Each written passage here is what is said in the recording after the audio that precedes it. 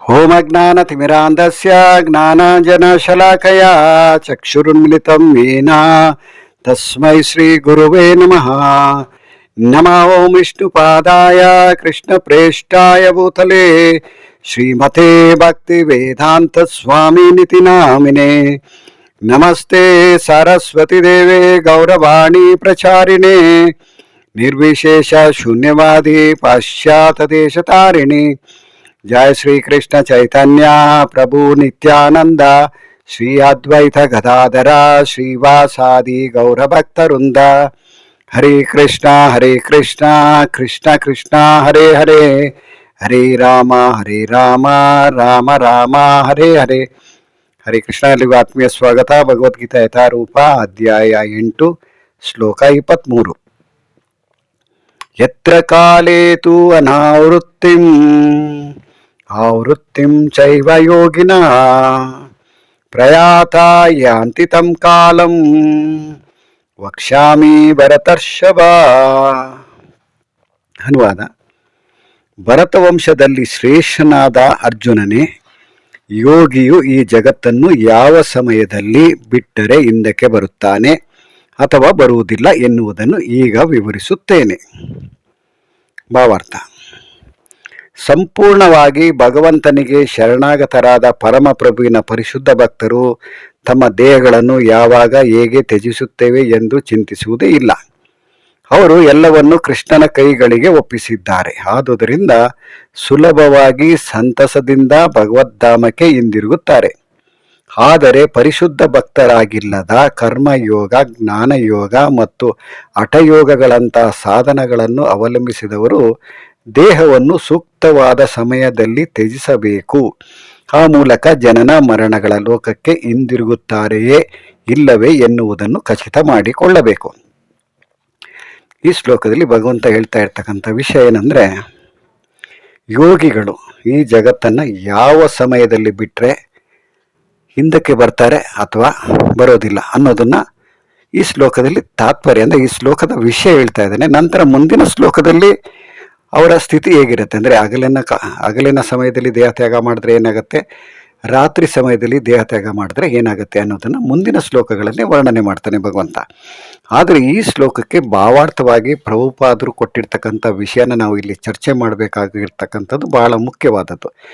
ಯಾಕಂದರೆ ಭಗವಂತನ ಭಕ್ತರಿಗೂ ನಂತರ ಜ್ಞಾನಯೋಗಿ, ಹಠಯೋಗಿ, ರಾಜಯೋಗಿ, ಧ್ಯಾನಯೋಗಿ ಇವ್ರಿಗೂ ಏನು ವ್ಯತ್ಯಾಸ ಅನ್ನೋದನ್ನು ಇಲ್ಲಿ ಮೊದಲನೇ ಪ್ಯಾರಾಗ್ರಾಫಲ್ಲಿ ಪ್ರಭುಪಾದರು ಭಾಳ ಸ್ಪಷ್ಟವಾಗಿ, ಯಾರು ಭಗವಂತನಿಗೆ ಸಂಪೂರ್ಣವಾಗಿ ಶರಣಾಗತರಾಗಿರ್ತಾರೋ ಅವರಿಗೆ ಈ ಹಗಲಿನ ಸಮಯ ಅಥವಾ ರಾತ್ರಿಯ ಸಮಯದಲ್ಲಿ ತಮ್ಮ ದೇಹನ ತ್ಯಾಗ ಮಾಡೋದ್ರ ಬಗ್ಗೆ ಅವರಿಗೆ ಯಾವುದೇ ರೀತಿ ಚಿಂತನೆ ಇರೋದಿಲ್ಲ, ಅಥವಾ ಅವರಿಗೆ ಅದರ ಬಗ್ಗೆ ಆಸಕ್ತಿ ಕೂಡ ಇರೋದಿಲ್ಲ.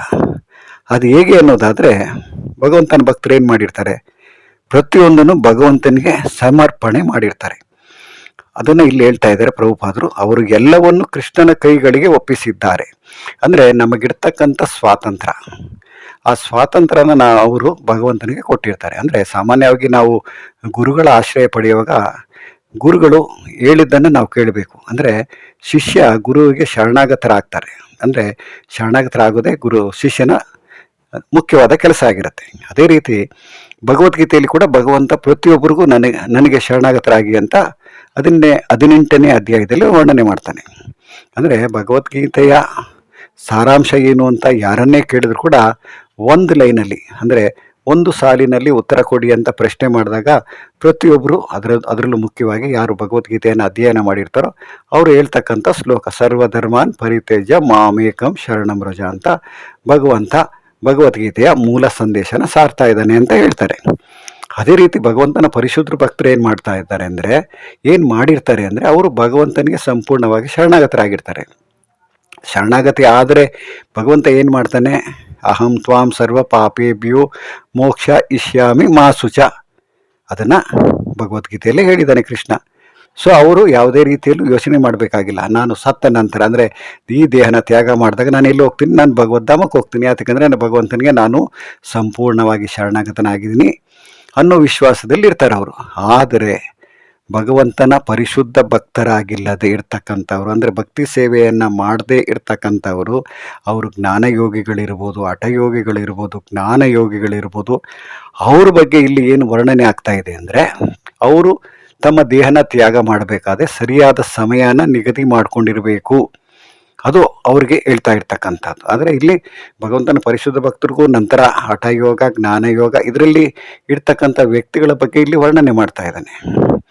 ಭಗವಂತ ಹೇಳ್ತಕ್ಕಂಥ ವಿಷಯ ಮುಂದಿನ ಶ್ಲೋಕಕ್ಕೆ ಬರುತ್ತೆ.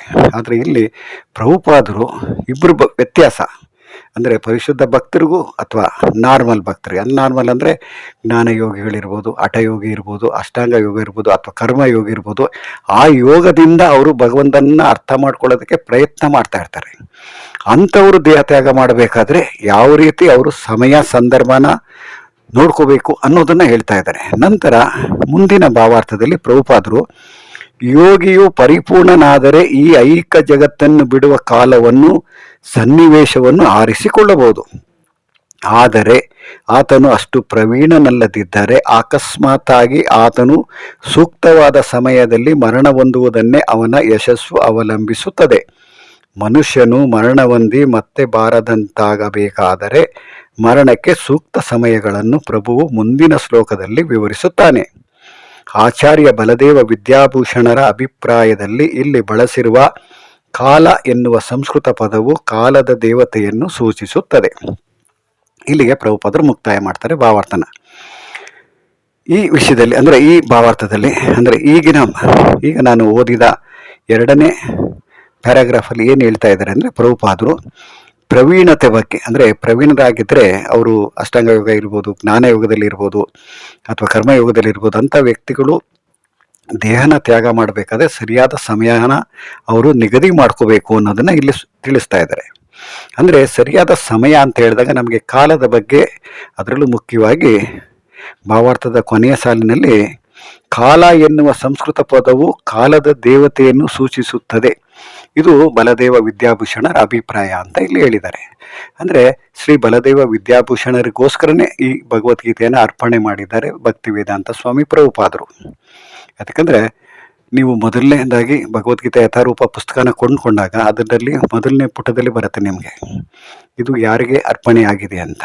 ಅದರಲ್ಲೂ ತತ್ವಜ್ಞಾನನ ಯಾವ ರೀತಿ ಭಾಷ್ಯದ ರೂಪದಲ್ಲಿ ಬಲದೇವ ವಿದ್ಯಾಭೂಷಣರು ಅರ್ಪಿಸಿದ್ದಾರೆ ಅನ್ನೋದನ್ನು ನಾವು ನೋಡಿದಾಗ ಅದನ್ನು ಎಷ್ಟು ಸೊಗಸಾಗಿ ಅವರು ನಿರೂಪಣೆ ಮಾಡಿದರು.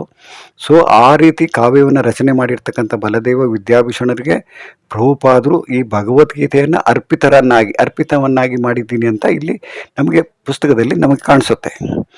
ಅವರ ಅಭಿಪ್ರಾಯದಲ್ಲಿ ಕಾಲದ ದೇವತೆ ಅಂದರೆ ನಮಗೆ ಗೊತ್ತಿರೋ ಹಾಗೆ ನಮ್ಮ ದೇಹದಲ್ಲಿ ನಮ್ಮ ಕೆಲವು ಅಂಗಾಂಗಗಳು, ಕಣ್ಣಿನ ರಪ್ಪೆ ಇರ್ಬೋದು, ನಮ್ಮ ಉಗುರು ಯಾವ ರೀತಿ ಬೆಳೆಯುತ್ತೆ, ನಮ್ಮ ತಲೆ ಕೂದಲು ಯಾವ ರೀತಿ ಬೆಳೆಯುತ್ತೆ, ಅಥವಾ ನಮ್ಮ ಕೈ ಭುಜಗಳು ಯಾವ ರೀತಿ ಕೆಲಸ ಮಾಡ್ತಾ ಇರತ್ತೆ, ನಮ್ಮ ಬೆರಳು ಯಾವ ರೀತಿ ಕೆಲಸ ಮಾಡ್ತಾ ಇರತ್ತೆ, ಪ್ರತಿಯೊಂದು ಅಂಗಾಂಗಗಳಿಗೂ ಒಬ್ಬೊಬ್ಬರು ದೇವತೆಗಳಿರ್ತಾರಂತೆ.